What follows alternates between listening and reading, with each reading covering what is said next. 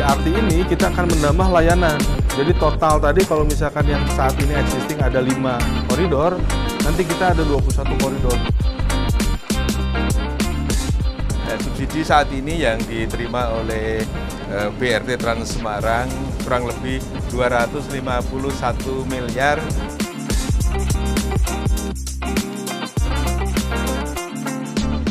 Selamat datang di Kota Lumpia, Semarang, ibu kota provinsi Jawa Tengah yang memiliki sistem transportasi umum massal perkotaan yang menjadi andalan bagi warganya. Hebatnya, sistem ini dikelola secara mandiri oleh pemerintah Kota Semarang tanpa bantuan APBN. Bersama saya Syifa, selamat datang di Jelajah Moda.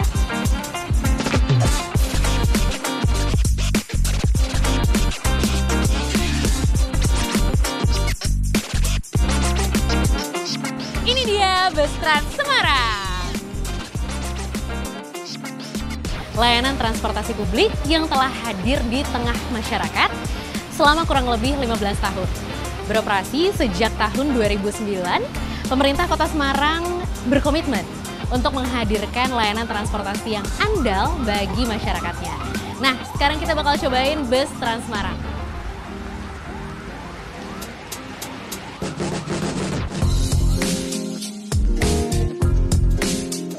Tahun 2008, Kementerian Perhubungan menyerahkan bantuan sebanyak 20 bus besar kepada pemerintah Kota Semarang sebagai bentuk dukungan awal dalam membangun sistem angkutan umum massal perkotaan. Saat itu, Pemkot Semarang belum memiliki dasar hukum atau kelembagaan khusus untuk menjalankannya. Dengan dibentuknya konsorsium PT Trans Semarang, operasional secara penuh pun berhasil dilakukan pada 17 September 2009. Ini menjadi tonggak sejarah penting akan hadirnya layanan angkutan umum massal di Kota Semarang. Setelah mengalami beberapa kali perubahan skema pengelolaan, kini Trans Semarang beroperasi di bawah Dinas Perhubungan Kota Semarang melalui BLU UPTD Trans Semarang. Trans Semarang pun tumbuh pesat menjadi layanan angkutan umum yang mampu melayani mobilitas warga secara luas. Dengan 304 unit armada, terdiri dari bus besar, bus sedang, dan mikrobus, Trans Semarang melayani 8 koridor utama, 4 jalur feeder, serta 1 rute layanan malam. Infrastruktur pendukung juga terus diperkuat, dengan dibangunnya 1099 titik naik turun penumpang, serta 466 unit alat pembayaran elektronik, termasuk e-ticketing dan vending machine. Pada tahun 2024, lebih dari 13 juta penumpang tercatat telah menggunakan layanan bus Trans Semarang dengan rata-rata tingkat keterisian mencapai 78%.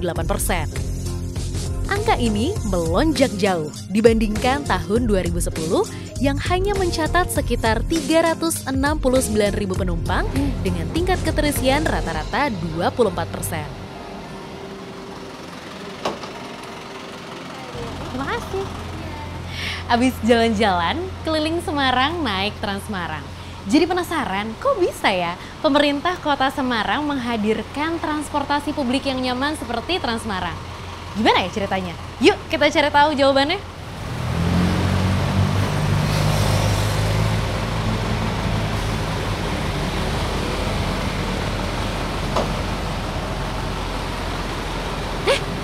Pak Kadi, selamat siang Bapak. Apa kabar? Alhamdulillah, baik, sehat selalu. Alhamdulillah. Pas banget nih Pak, kita ketemu di Trans Semarang. Saya juga lagi jalan-jalan keliling Semarang pakai Trans Semarang.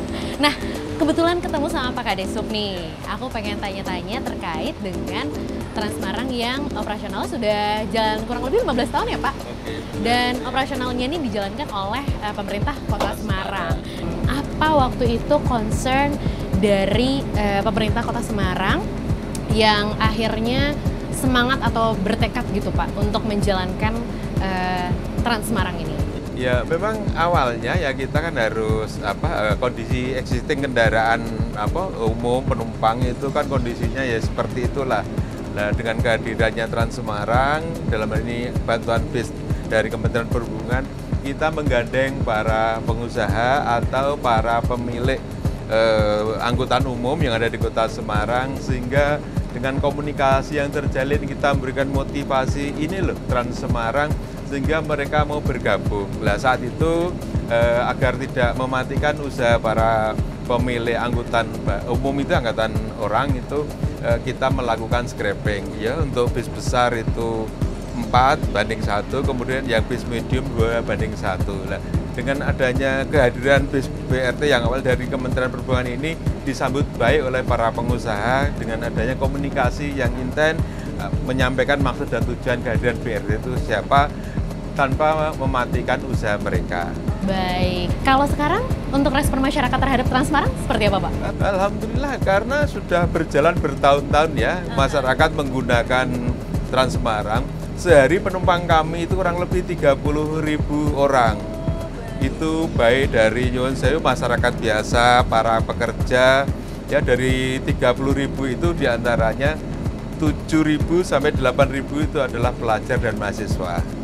Nah, untuk subsidi atau anggaran yang disediakan oleh pemerintah Kota Semarang ini Pak, untuk Trans Semarang, itu berapa Pak? Sudah ditetapkan di Perda 11 tahun 2024 ya, tentang perhubungan ya. Pemerintah Kota Semarang menetapkan minimal 5% dari APBD Kota Semarang. Nah, subsidi saat ini yang diterima oleh BRT Trans Semarang kurang lebih 251 miliar itu untuk pengelolaan transportasi dalam 1 tahun di BRT. Ya, memang saat ini ya kami memiliki bis kan masih berbahan dasar solar ya. Ke depan ya kami sudah menyusun DD atau FS ya tentang bis listrik, karena pemerintah Kota Semarang itu ingin koridor hijau itu bisa terwujud dengan salah satunya ada mengurangi emisi gas kaca atau gas buang. Oleh karena itu ya ke depan bis listrik itu harus ada. Syukur-syukur ada bantuan dari Kementerian Perhubungan. Itu harapan kami seperti itu. Oke, baik. Nah, mungkin dari harapan Bapak juga satu lagi nih Pak, untuk masyarakat. Ya, harapan kami ya mengingat pertumbuhan kendaraan dan pertumbuhan jalan itu paling banyak 1%. Sehingga dengan adanya pertumbuhan kendaraan yang begitu besar ya, itu kan berpotensi terjadinya kemacetan. Nah, kami mengharap kepada masyarakat gitu, pakailah BRT milik masyarakat Kota Semarang, milik pemerintah Kota Semarang ya, dengan tarif yang murah ya, terjangkau, aman, tepat pada waktunya gitu loh. Nah, alhamdulillah pada tanggal 2 Mei yang lalu 2025 bertepatan dengan hari ulang tahun Kota Semarang, pemerintah Kota Semarang khusus untuk para pelajar dan mahasiswa yang ber-KTP Semarang mempunyai kartu langganan di BRT diberikan tarif Rp0. Wah, luar biasa. Enak banget ya Pak, saya jadi pengen jadi warga Kota Semarang nih Pak. Nah, kebetulan Pak, saya sebentar lagi akan turun. Saya boleh pamit duluan ya Pak? Boleh, boleh. Mari Pak, saya duluan ya Pak. Oke, ya, hati-hati di jalan ya.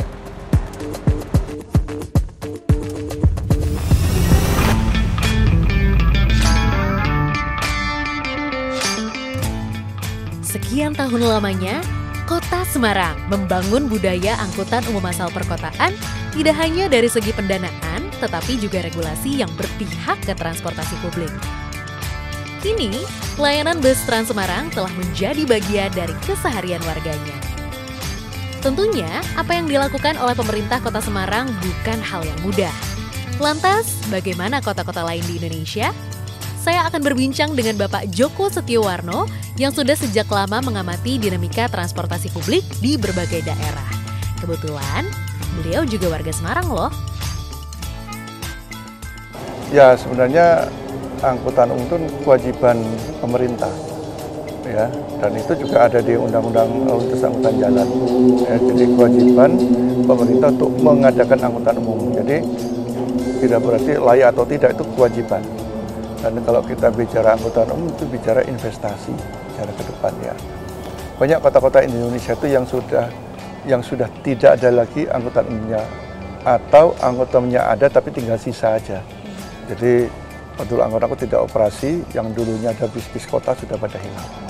Makanya melihat bercermin di Jakarta itu memberi inspirasi buat teman-teman yang lainnya, daerah-daerah lainnya, agar mereka mengembalikan fungsi angkutan umum itu menjadi lebih nyaman, ya tentunya bagaimana senyaman kendaraan pribadi lah. Oke, artinya memang Kota Semarang ini sudah mengimplementasikan apa yang menjadi amanah undang-undang ya Pak? Iya, itu amanah itu kan ada di pasal 138 Undang-Undang Nomor 22 tentang lintas angkutan jalan. Cuman karena tidak sinkron dengan Undang-Undang Pemda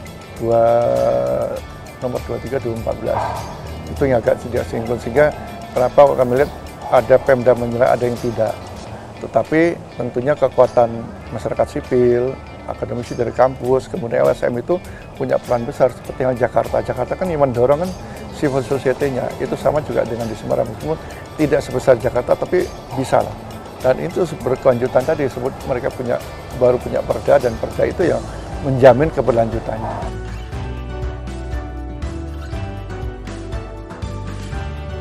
Membangun sistem angkutan umum perkotaan juga berarti membangun peradaban. Tentu ini bukanlah perkara mudah. Dibutuhkan upaya yang konsisten, kolaborasi lintas sektor, dan tekad yang kuat, baik dari pemerintah sebagai penyedia layanan, maupun dari masyarakat sebagai pengguna yang turut menggunakan dan menjaga keberlanjutan sistem ini. Program By the Service menjadi awal dari komitmen pemerintah pusat dalam mendorong reformasi layanan angkutan umum di berbagai kota.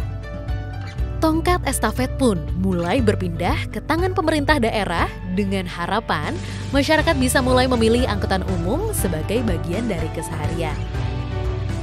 Perjalanan ini belum selesai, tapi cerita dari kota-kota yang sudah memulainya menjadi bukti bahwa transformasi angkutan umum massal perkotaan bisa dilakukan.